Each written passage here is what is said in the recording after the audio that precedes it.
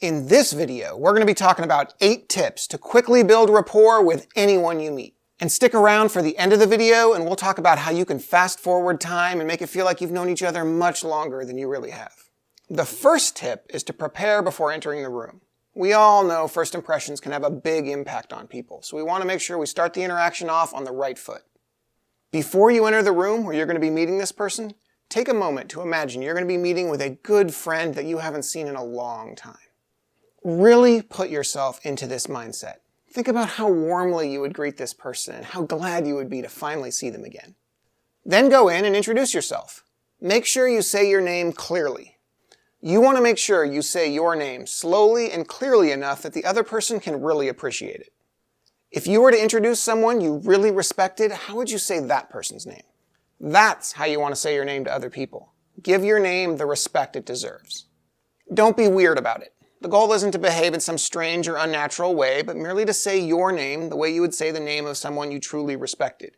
You're setting the tone for how this new person will think of you.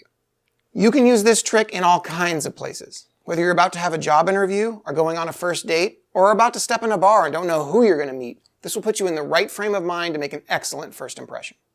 This brings us to our second tip: treat everyone with respect. You started by treating your own name with respect, now you're going to treat everyone else with respect too.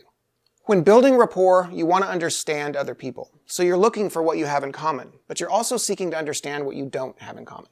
You'll meet people that are very different than you and think in very different ways. But part of rapport is understanding others, so don't let a closed mind keep you from getting to know them.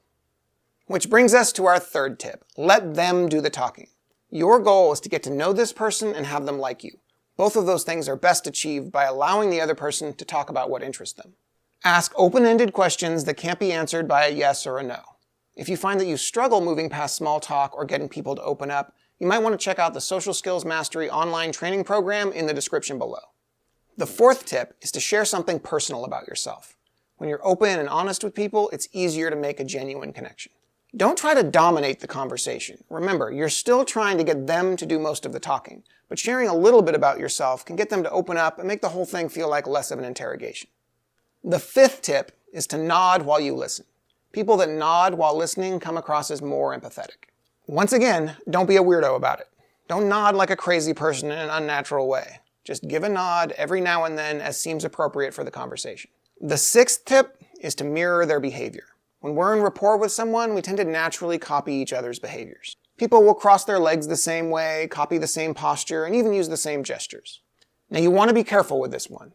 It's easy to overdo it and have it look like you're just being a copycat, which will destroy any rapport you've made. So like I've said a couple times now, don't be a weirdo.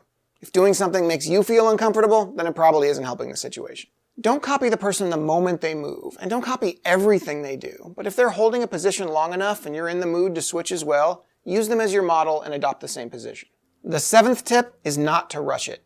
People are sometimes very eager to move on to the next stage of the interaction, but rapport building is worth the time. Even if you only have a couple minutes, it's worth spending all the time you can building rapport. It'll make all your future dealings that much easier. I mentioned at the beginning of the video that there's a way to make it feel like you've known each other for much longer than you really have. And that's our 8th tip: change the scenery.